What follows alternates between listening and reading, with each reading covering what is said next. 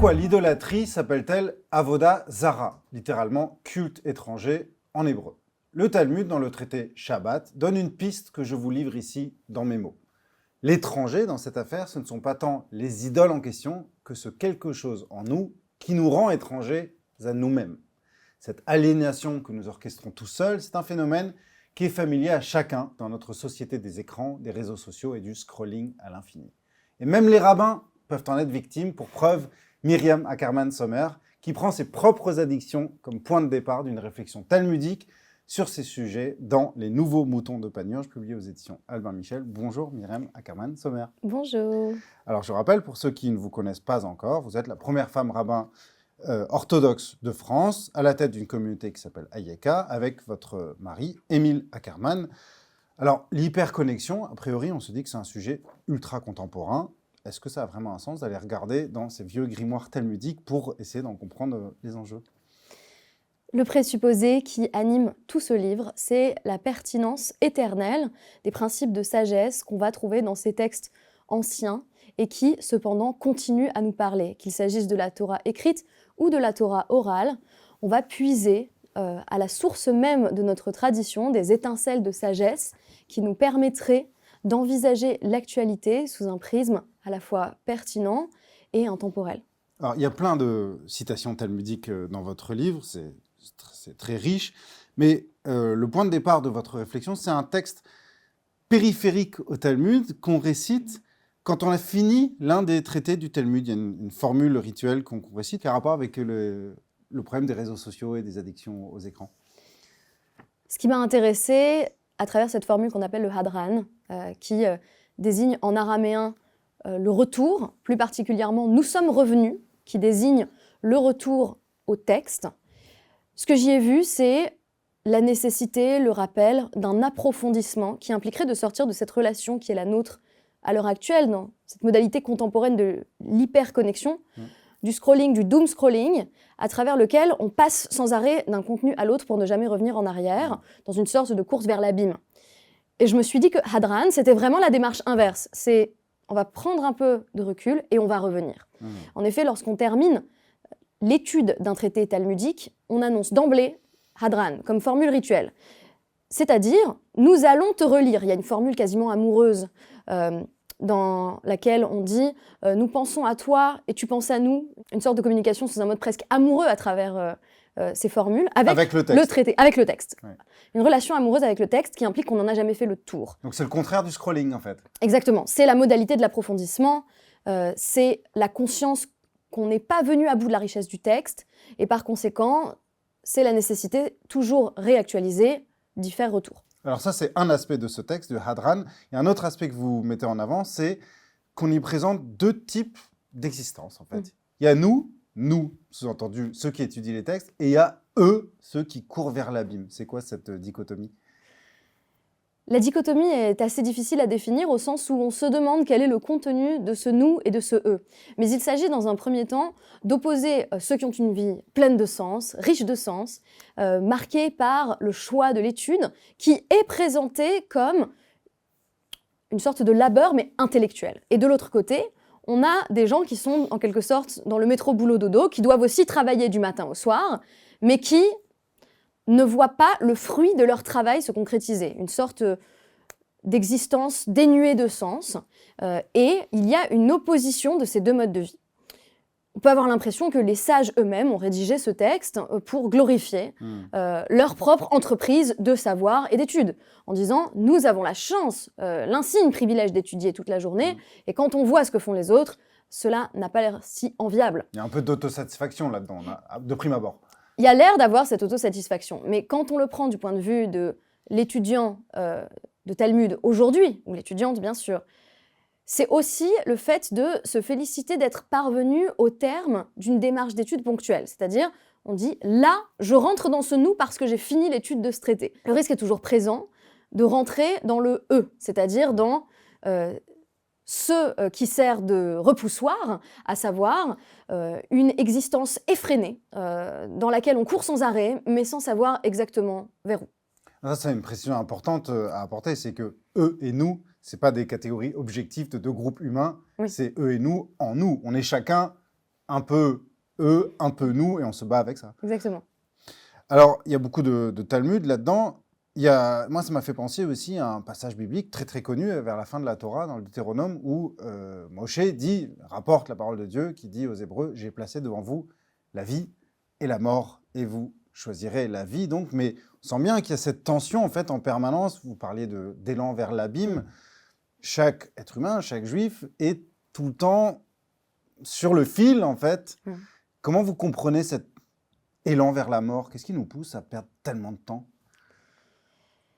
Je pense spontanément au divertissement pascalien. L'idée de meubler tout temps nous empêche de réfléchir à ce qui pourrait nous angoisser, nous faire nous poser des questions auxquelles on n'aurait pas spontanément de réponse.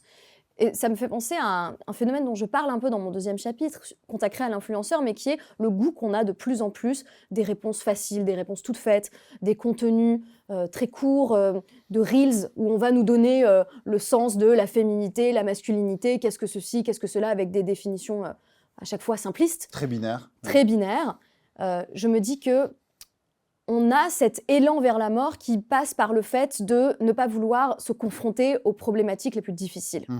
Il y a aussi cette idée du choix qui pose bien entendu la question du libre arbitre, qui va se confronter à celle de l'addiction. C'est-à-dire, le problème de notre relation à notre smartphone, c'est qu'on a sans arrêt l'impression d'avoir le choix.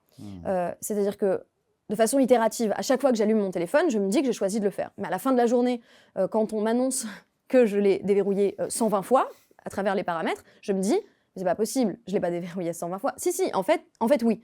C'est-à-dire qu'on a constamment l'illusion que l'on choisit, quand en réalité, on fait le choix passif, qui est une sorte de choix de la mort, encore et encore et encore, par ennui, par besoin de stimulation intellectuelle, ou parce qu'on cherche un petit shot de dopamine, et que c'est difficile à obtenir de manière aussi facile qu'à travers nos réseaux sociaux, à portée de clic. Vous avez prononcé un mot important qui est celui de liberté, de choix. Justement, là, on est dans cette période où on est sorti d'Égypte. On a quitté Pessah et on chemine vers le Sinaï. On est dans cette période du Homer. Dans le conte du Homer, où tous les jours, on compte les jours. Et la notion de temps, elle est centrale dans votre réflexion dans ce livre. Cette aliénation, elle est question de rapport au temps aussi. Oui, le concept central que je m'efforce de mobiliser, c'est celui de Beatlesman, littéralement une sorte d'annulation du temps. À en croire les sages, c'est presque perçu comme un crime. C'est-à-dire que perdre son temps, a priori, à notre époque, on croit dans le loisir. On se dit, le loisir, c'est bien, c'est valorisé, c'est positif. On a le droit de perdre son temps. Il y a un temps où on doit travailler, et le reste du temps, eh bien, on en fait bien ce que l'on veut. Et là, on se retrouve à travers le Talmud dans un cadre qui va faire peser sur le temps un nombre très important d'injonctions. Nous avons des commandements liés au temps, nous avons le commandement de l'étude qui est lié à chaque instant, virtuellement. En quoi est-ce que Pessah, le Homer, Shavuot, comment ça peut être une manière justement de devenir le maître du temps et pas de devenir l'esclave de notre temps perdu? Tout d'abord, ce qu'il faut constater avec Pessah, Shavuot, les Chagim en général, les moments de fête, c'est que, comme à Shabbat, mais de façon plus longue, par exemple en diaspora, pour Pessah, nous avons eu ces 3 jours qui sont des jours de déconnexion, on va avoir un moment où on reprend le contrôle du temps, ne serait-ce qu'à travers un sevrage forcé d'écran. Donc, dire je pose mon smartphone, j'éteins ma télé, l'ordinateur est rangé au placard, ça va me redonner une certaine texture. Je trouve qu'il y a une texture différente du temps des fêtes. Et moi, j'adore les fêtes de 3 jours, enfin, Shabbat plus fête. Il y a une saveur de ce temps aussi, du côté du ta'am, quelque chose qu'il faudrait chercher dans un temps qui laisse toute la place au sens de la fête, particulièrement à Pessah, Shavuot, qui sont des fêtes beaucoup centrées autour de la réflexion et de l'étude, mais de façon plus globale avec Shabbat et les fêtes, on a cette idée d'un temps qui nous est en quelque sorte rendu. Alors peut-être de façon un petit peu forcée, c'est-à-dire que pour moi c'est un commandement de me priver de ces écrans pendant le Shabbat, donc je me pose jamais la question est-ce que je vais le faire ou pas, contrairement à la semaine où j'ai cette sorte de fausse liberté. Mais pendant les fêtes, le temps prend une dimension particulière. Le Homer, c'est un autre challenge, c'est celui de se rappeler de compter les jours chaque soir. Alors, le Homer, on peut gagner ou perdre, c'est comme un jeu vidéo où on ne pourrait pas sauvegarder à un moment donné, puisqu'on a des étapes tous les soirs. Si on a raté un soir, on peut se rattraper le jour suivant, on a quand même encore une possibilité de compter le jour qui vient de s'écouler. Mais sinon, on considère qu'on a en quelque sorte raté le compte du Homer. Alors, on peut continuer à le faire symboliquement, mais on n'est pas dans le cadre du commandement de départ, qui implique une grande conscience du temps. Jour 1, jour 2, jour 3, et on va aller ainsi jusqu'à Shavuot. Et à ce moment-là, je pense qu'on essaye de se rendre plus conscient du temps qui passe, de l'accumulation, de la stratification des jours. Il y a cette idée de rite quasi initiatique, une progression en 49 étapes qui nous conduirait vers la fête suivante. Je trouve que c'est quelque chose de précieux, cette idée de compter les jours, autrement que sous l'angle de la seule question de la productivité, c'est-à-dire que moi, comment je vois mes jours, c'est un calendrier avec plein de rendez-vous. Là, le fait de dire le jour et ce temps ont une valeur en eux-mêmes, et non pas seulement parce qu'il y a tel rendez-vous à telle heure et ainsi de suite, ça, je trouve que ça a une valeur, profondément. Alors, cette idée, elle se cristallise chaque semaine dans la tradition juive, dans le Shabbat. Et tout un chapitre que vous consacrez au Shabbat. Et ce qui est important, c'est que vous insistez sur le fait que se déconnecter, bien sûr, c'est très bien. Il y a des effets collatéraux magnifiques à Shabbat. Mais c'est pas pour ça qu'on fait Shabbat. Il y a aussi quelque chose qui est du ressort de ce qu'on appelle en hébreu de la Kedusha. Comment vous traduisez ça et quelle est l'idée derrière? Le terme de Kedusha renvoie étymologiquement à la séparation. C'est-à-dire que le Shabbat n'est pensé que par opposition au reste de la semaine. Ce n'est donc pas un éloge de l'oisiveté ou de l'otium que je présente à travers le livre, mais plutôt une volonté de distinguer des temps qui auraient là encore une texture, une saveur différente. Le Shabbat va être sanctifié précisément parce que on compte les jours de la semaine par anticipation, en attendant Shabbat. C'est jour 1 par rapport à Shabbat, jour 2 par rapport à Shabbat, et ainsi de suite. De sorte qu'on va tendre toute cette production de la semaine, tout ce travail, ce dur labeur, vers la possibilité d'un repos. Les efforts sont orientés vers ce moment où on va se recentrer à la fois sur soi, sur sa famille, sur sa communauté, avec le devoir de l'hospitalité qui va s'appliquer particulièrement à Shabbat. Ça fait du Shabbat un temps différent, à la fois quantitativement et qualitativement. On ne vit pas le Shabbat de la même manière. C'est un temps et un espace en même temps. C'est ça, il y a un espace-temps du fait de toute la réflexion autour de la question du troum, c'est-à-dire la distance qu'on peut parcourir à Shabbat. C'est comme si le Shabbat, on nous disait, tu peux pas en fait être dans une volonté, là encore, expansionniste. Le Shabbat, c'est anti-impérialiste, en fait. On peut à peine sortir de, on peut pas scroller, de son périmètre. On peut pas scroller, on peut pas zapper. On peut pas scroller, on peut pas zapper, on est en quelque sorte ramené à ce qui compte vraiment, finalement. Un des ressorts de cette frénésie qui nous habite tous, c'est celui de l'imitation. Et vous prenez comme modèle cette figure de l'influenceur. Et vous avez trouvé un concept talmudique, même biblique, mais qui est commenté dans le Talmud, qui cristallise bien ce phénomène, c'est le nazir. C'est quoi le nazir? Le nazir, tel qu'on le découvre à travers la Torah, c'est une figure d'ascète. Cet ascète va s'imposer de ne plus consommer aucun fruit de la vigne, mais ça désigne particulièrement le vin, on va essayer de comprendre pourquoi dans un instant, pendant une période déterminée. Alors le Talmud va nous dire que la plupart du temps c'est 30 jours, donc c'est un peu notre dry January finalement. On a également le fait que cette personne allait, une fois le vœu prononcé, cesser de se couper les cheveux, donc laisser pousser sa chevelure, et puis raser cette chevelure, au terme de son vœu, brûler, ce qui représentait d'ailleurs la beauté, qu'elle soit féminine ou masculine, puisque c'est un vœu qui n'était pas réservé aux hommes ou aux femmes. Et enfin, se tenir à distance de la mort, donc à travers l'idée d'être presque comme un Kohen, presque comme un prêtre, qui ne peut pas entrer en contact avec ce qu'on appelait l'impureté rituelle, le contact avec la mort, le cadavre. Donc une personne qui se sanctifie, qui s'auto-sanctifie. Et qui se met en retrait du monde. Donc. Qui se met en retrait du monde dans une certaine mesure. Il n'y a pas d'impératif, par exemple, de cesser les relations conjugales, de ne plus avoir de contact avec les autres. Il y a des formes plus radicales d'exclusion sociale. On peut penser au Ménoudé, par exemple, qui a été, pour le coup, exclu clairement de la communauté. Là, c'est plutôt une volonté d'auto-sanctification. Et si on lit simplement les versets de la Torah, on a l'impression que c'est valorisé. C'est-à-dire... effectivement, c'est une personne qui fait des efforts de sanctification supplémentaires. Si on fast-forward vers le Talmud, c'est plus si recommandé que cela. Les sages avaient l'impression que ce vœu était utilisé à tort et à travers.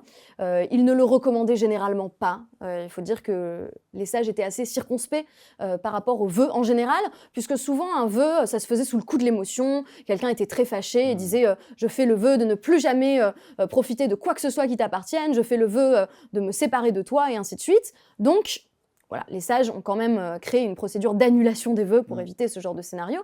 Et surtout, ce qui leur déplaisait un petit peu, c'était cet effet de contamination du nazir, de cet ascète qui peut-être... C'est un ascète qui veut quand même que ça se sache. Oui, il y avait une dimension assez publique. Un ascète, peut-être lui, de très bonne volonté, allait déclarer publiquement « me voici nazir ». Et parfois, des passants admiratifs allaient lancer « va Annie, moi aussi, à mon tour, je veux en être ». C'est là qu'intervient l'imitation. C'est là qu'intervient le désir mimétique, une notion que j'emprunte à René Girard, et qui permet de penser le désir non pas d'être nazir, mais le désir du désir de l'autre, qui renvoie à l'image que cette personne me donne d'elle-même, l'image que cette personne me donne de cette volonté d'être plus sain.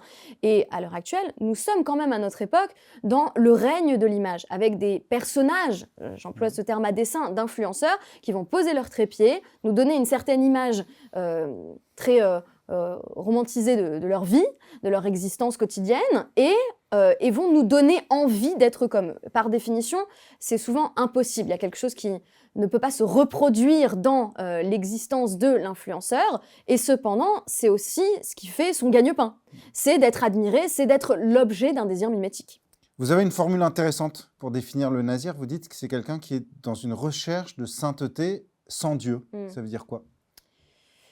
Ce que j'entends signifier, c'est que le nazir, c'est comme s'il n'avait pas assez avec les 613 mitzvot.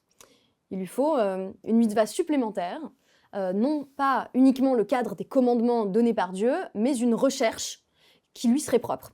Et en ce sens, je comprends parfaitement la condamnation énoncée par Rabbi Meir dans le traité Nédarim, des gens qui faisaient des vœux individuels, se rajouter comme ça des commandements supplémentaires. Il disait que c'était comme faire des bamotes, c'était comme se faire des hôtels dans son coin. C'est-à-dire qu'on avait le temple à Jérusalem, une avoda, un culte qui avait son cadre bien spécifique, et a priori, c'était déjà pas mal si on faisait ça.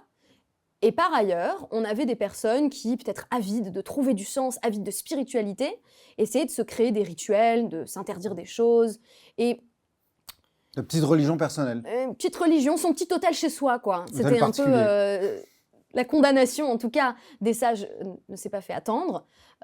Et ils avaient un regard assez désabusé sur, par exemple, ces figures de nazirs. On nous dit qu'il y a un seul nazir qui avait reçu l'approbation des sages parce qu'il avait dit « Moi, je fais ce vœu parce que c'est une sorte de narcisse juif. J'ai vu ma beauté et j'ai compris tout le potentiel destructeur qu'elle pourrait avoir. » Alors, on ne sait pas s'il est séduit par lui-même ou s'il comprend à quel point il va lui être aisé de séduire des femmes, mais il dit « je sacrifie ma beauté ». Et on nous dit, cette fois-ci, les sages ont trouvé que c'était finalement pas une mauvaise raison de devenir nazir, mais le reste du temps, globalement, c'était peut-être des gens en quête de sens qui estimaient ne pas avoir trouvé dans la Torah tout ce qu'il leur fallait, et donc aller chercher ailleurs, se rajouter des rituels. Je pense que c'est peut-être une tentation... Et appliquée à notre époque? Appliqué à notre époque, on a quand même énormément de trends, de tendances qui sont basées sur le fait de s'autoriser, s'interdire certaines choses. Notamment au niveau alimentaire, il y a des vidéos que je trouve assez comiques où une personne est sur le point de manger quelque chose et va passer des vidéos qui disent « surtout pas ça », puis « surtout pas ça », et à la fin ça devient « on peut même plus boire un verre d'eau ». C'est-à-dire que si on accumule toutes les tendances possibles sur ce qu'il faudrait porter, ce qu'il faudrait manger, ce qui est permis, interdit, on n'a pas 613 mitzvot, on en a 6 millions, quoi. C'est-à-dire, c'est à l'infini qu'on peut se trouver des formes de rigueur personnalisées, se donner des objectifs disproportionnés et venir s'interdire des choses de façon tout à fait superflue. Il est à noter que les sages imposaient à une personne qui avait fait un vœu de ce genre d'apporter un sacrifice de faute. Ils considéraient donc que cette personne s'était privée d'un plaisir permis. C'est-à-dire le vin, dans la tradition juive, ce n'est pas interdit. Donc cette personne, pour de plus ou moins bonnes raisons, dit « je me prive de ce que j'ai le droit de consommer ». Alors, ce n'est pas entièrement illicite, ce vœu existe. Et cependant, on sent l'inconfort profond des sages qui vont nous rappeler que ce sacrifice de faute vient montrer que finalement, il n'y avait pas besoin de tout ça. Ce qu'il faut savoir sur le nazir, et ça me fascine absolument, c'est que quand ses admirateurs, ses groupies, ont dit va Annie, ils se sont rendus nazirs, ça marche, okay, ils sont désormais à 7. Mais qu'une fois que l'influenceur de départ, ce premier nazir, dit « moi, ça m'intéresse plus, je veux faire dissoudre mon vœu ».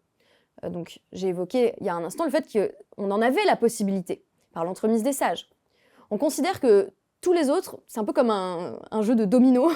C'est-à-dire qu'une fois que le premier a perdu son désir d'être nazir, les autres n'ayant eu que le désir de son désir, se voient automatiquement dénazirifiés, mais sans même avoir besoin de consulter un sage, puisque de toute façon, leur désir était vide dès le départ. Et de même, à travers ce phénomène contemporain des influenceurs, on voit qu'on désire des choses qui n'ont même pas de sens pour nous-mêmes. En vous écoutant parler, je trouve que ça résonne avec quelque chose qu'on trouve déjà dans la Torah et chez les prophètes quand ils accusent, quand ils dénoncent l'idolâtrie. C'est que c'est souvent appelé etzim va'avanim, l'idolâtrie, c'est-à-dire des cultes de pierre et de bois. C'est-à-dire qu'il y a une artificialité, il y a une inauthenticité là-dedans, une absence de substance. Pour moi, quand on parle de pierre et de bois, ça renvoie à la catégorie de Mouktsé de Shabbat, c'est-à-dire finalement c'est du rien, c'est ce qui est le plus infime, c'est ce qu'on ne peut même pas toucher Shabbat, non pas parce que ça a du prix, parce que c'est aussi une catégorie de Mouktsé, ce qui est séparé pendant Shabbat, ce qu'on ne peut pas toucher, ce qui est laissé de côté, parce qu'on ne peut pas déplacer pour être plus précise. Et bien de même, les petits cailloux, ça rentre dans une autre catégorie de ce qui n'est même pas perceptible tellement ça a peu d'importance. Et j'ai l'impression que adorer des idoles de bois et de pierre, c'est la même logique. Adorer des cornflakes, pour évoquer nos images sur les réseaux sociaux, ça procède de la même intensification d'un désir devenu hyperbolique et c'est ce que j'évoquais comme étant un désir du désir lui-même. Il n'empêche, Myriam Ackerman-Sommer, quand on vous lit, on est un peu troublé parce que tout ce que vous dites, c'est très intéressant, ça nous interpelle, ça résonne. Mais toutefois, vous-même, vous êtes non seulement sur les réseaux sociaux, mais productrice de contenu, de reels, de stories. Vous êtes un peu une influenceuse. Vous n'avez pas, un petit peu, à votre échelle, vous êtes à la tête d'une communauté, vous avez vos followers, vous relayez des stories. Est-ce que vous n'avez pas un peu l'impression d'être en porte-à-faux avec votre propre propos ici ? Comment ça se vit, ça, intérieurement ? Ça se vit à travers une recherche d'équilibre. J'évoque dans ma conclusion le fait que certains pans du judaïsme orthodoxe ont vraiment résolu la question de façon assez radicale, qui n'est pas qu'une question de Beatlesman, qui est aussi la question des contenus auxquels on peut être exposé, qui peuvent être totalement inappropriés.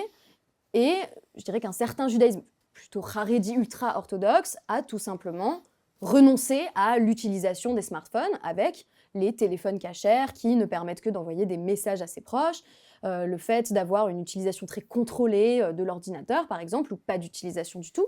Donc il y a des réactions extrêmes aux difficultés que je pointe à travers ce livre. Il n'y a pas besoin d'aller chercher dans le monde haredi contemporain. Dans le Talmud, déjà, on trouve des figures comme ça. Rabbi Shimon Bar Yochai, il va en être question à Lag BaOmer, et vous le citez longuement dans votre livre. Il s'enferme dans une grotte pour étudier la Torah. C'est une option, ça aussi.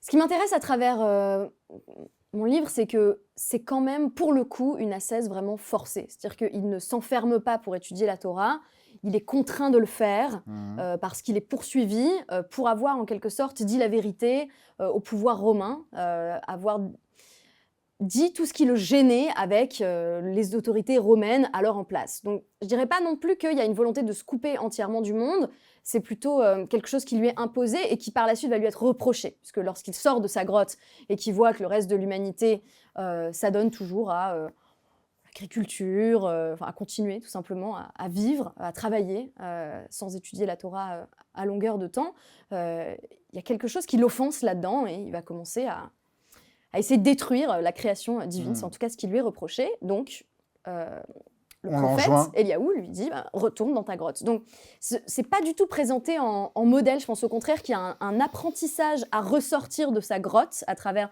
la figure de Rabbi Shimon Bar Yochai et de son fils, puisqu'ils sont chacun dans cette tension entre la grotte et le monde réel, l'extérieur, un peu comme une sorte d'anti-caverne de Platon, puisque pour le coup, la vérité serait peut-être à l'intérieur de la grotte, mais ont-ils mais encore faut-il pouvoir la soutenir ou l'apporter vers l'extérieur. Alors justement, vous proposez un peu une troisième voie dans ce livre, qui est rapportée justement dans le traité Avoda Zarah du Talmud, où on dit, bien sûr, il ne faut pas aller au stade de manière générale, au stade de combat des gladiateurs dans l'arène, mais on peut y aller en fait, si on y va, à condition de crier pour sauver le condamné.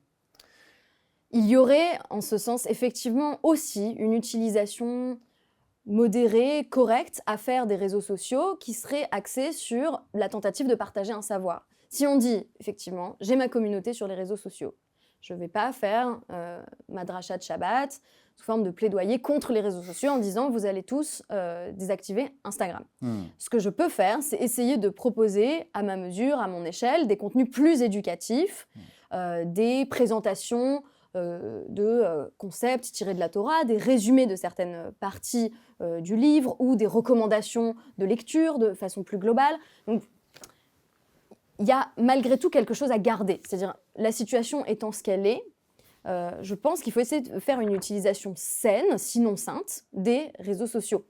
Je ne prône donc pas effectivement une abstinence totale, le fait de dire on désinstalle tout et on éteint le téléphone toute la semaine et on se plonge dans l'étude. L'étude, bien entendu, a la primauté. Il y a quelque chose d'absolument indispensable dans le fait de se trouver un temps d'étude. Mais de même qu'on a un temps d'étude, peut-être faudrait-il avoir un temps où on s'autorise à consulter nos réseaux, des actualités, comme à l'époque, on regardait parfois la télévision. J'ai l'impression que c'est un peu tombé en désuétude. On devrait pouvoir se limiter. Alors, il existe plein d'outils pour se limiter soi-même. Si on n'est pas très fort avec ça, on peut même demander à quelqu'un d'autre de nous limiter notre temps d'écran, alors avec notre consentement, bien sûr. On va se dire, par exemple, je ne m'autorise pas à passer plus de 20 minutes sur Instagram par jour. On peut paramétrer son propre téléphone, on peut faire paramétrer son téléphone par quelqu'un d'autre. Il y a des applications qui vont nous permettre simplement, lorsqu'on appuie sur l'application, vont nous demander « Est-ce que vous souhaitez vraiment aller sur cette application ?» Finalement, une question, c'est pas si mal de se la poser, parce que je pense qu'on est un peu déconnecté de ce genre de questions. C'est ça, des sortes de garde-fous qui peuvent être mises en place de façon, là encore, plus ou moins restrictive, pour essayer de réglementer, de cadrer ce temps qu'on va passer en ligne. Donc, je ne suis pas en train de dire c'est complètement terminé, il faut vraiment passer à autre chose, mais il faut redevenir maître ou maîtresse de son temps. Et on peut aussi se plonger dans les livres. Et maintenant que vous avez regardé cet entretien sur Academ, YouTube, Facebook ou Instagram, je vous recommande d'éteindre votre écran et de vous plonger dans ce livre, Les nouveaux moutons de Panurge chez Albin Michel. Merci beaucoup, Myriam Ackerman-Sommer, et à bientôt, j'espère. Et merci à vous pour votre fidélité.